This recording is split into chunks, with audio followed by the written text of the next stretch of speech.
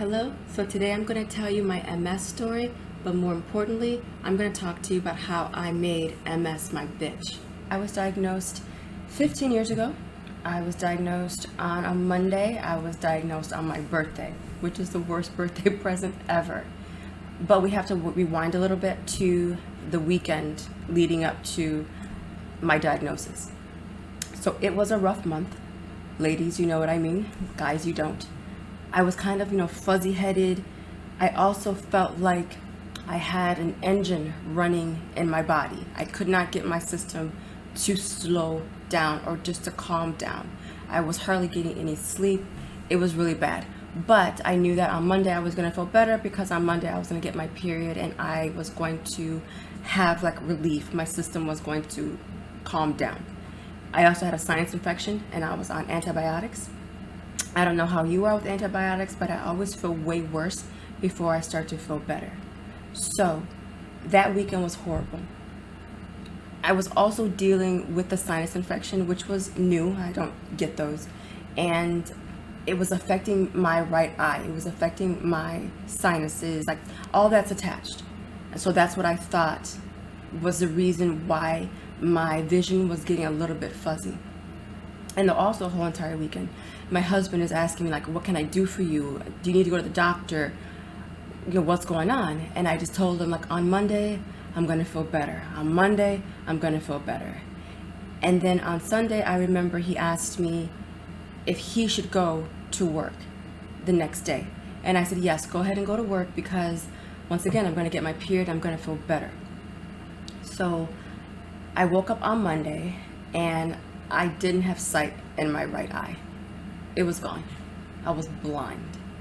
And I remember I didn't freak out because I didn't have the luxury of freaking out. I had to figure out what was going on. So one of the reasons why my husband said that he was conflicted of whether or not to go to work is because he's a kinesiologist and he trains people very early in the morning, and where he was training they didn't have good reception. It was really, really spotty. Sometimes you get them, sometimes you don't. So he wanted to make sure that he was reachable for me. So I got up. I couldn't see out of my right eye. I remember I went to the bathroom and I was looking in the mirror yo, I can't see out of my right eye. So I called my husband, and of course I didn't get him. So I called him and I told him that I couldn't see out of my right eye. And so I was calling the doctor. I called my doctor. He said, get here right now. So some kind of way I got dressed. I got myself presentable and I went from Brooklyn to Gramercy in the city.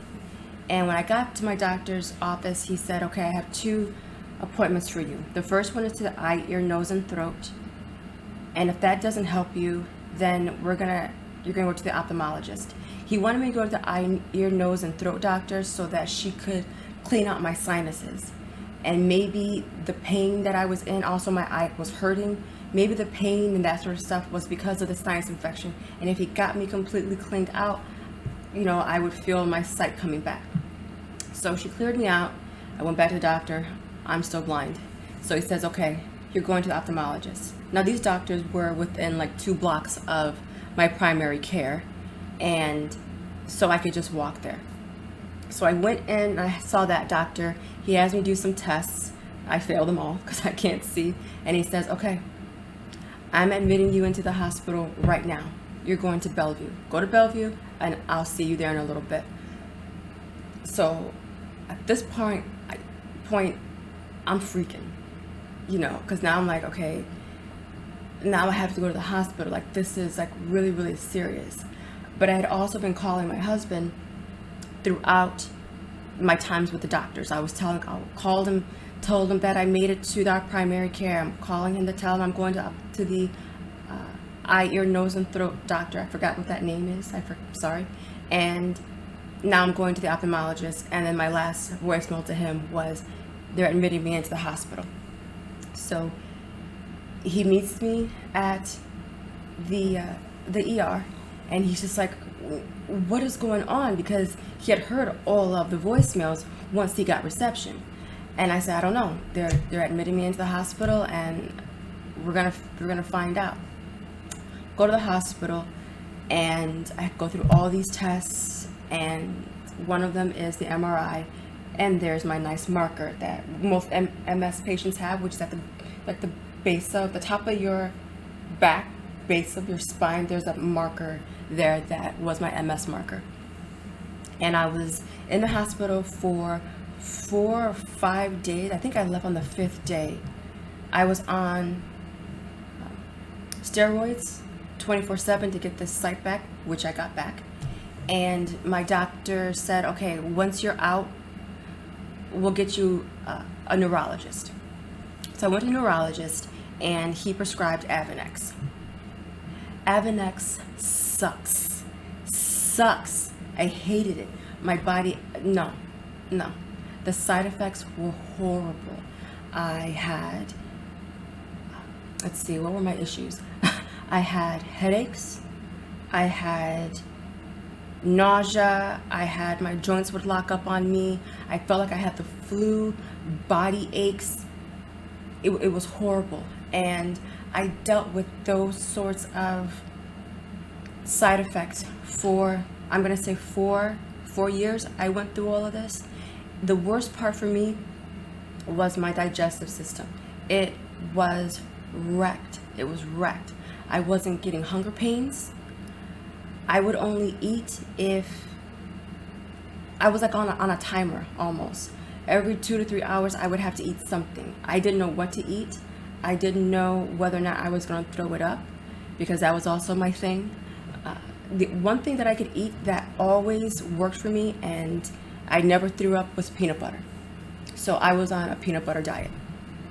And I went on like this for years, until one day we had a new employee at work, and I have no idea how she and I got on the subject of MS, but she said that she had MS too. And I was just like, whatever shot you're on, I need to be on it, because she was amazing. She had energy. She was running, jumping, she was all over the place. She wasn't like I was, because over those 4 years, I was like declining. It was getting worse and worse and worse. And she said, oh, I don't take any shot. I do it naturally. And I wanted to know what her secret was. And she said, you got to cut the sugar. You got to eat a lot of veggies, eat a lot of water, drink a lot of water, and pay, take care of yourself. So that was my aha moment. That was when I was like, okay, all right, I'm going to take better care of myself. I'm going to, cut the sugar, because I love sugar. I'm going to start cooking differently. I made sure that whenever I cooked, I made sure there was a lot more vegetables on my plate than there was pastas or anything fried. I started grilling my chicken. I started eating more fish. I started really taking care of myself. And when it came to the Avonex, my husband said, okay, he said, try not taking your shot once, because it was a once a week shot that had to be like kind of a deep shot. It was a big needle. It had to be like kind of intramuscular. It was horrible. And he said, see how you feel if you don't take the shot for 1 week. Let's see how you feel. So that's what I did. I didn't take it for 1 week. And I started to feel better and better and better. And then I didn't take it the next week. So I felt better and better and better. So I was like, okay, Avonex is not for me. So I wasn't on anything for a while. And I decided, okay, now that I'm taking care of myself the right way and I'm not on the drugs, because I was also at the point where I couldn't tell what was the drugs and what was MS. I couldn't tell the difference. It was horrible.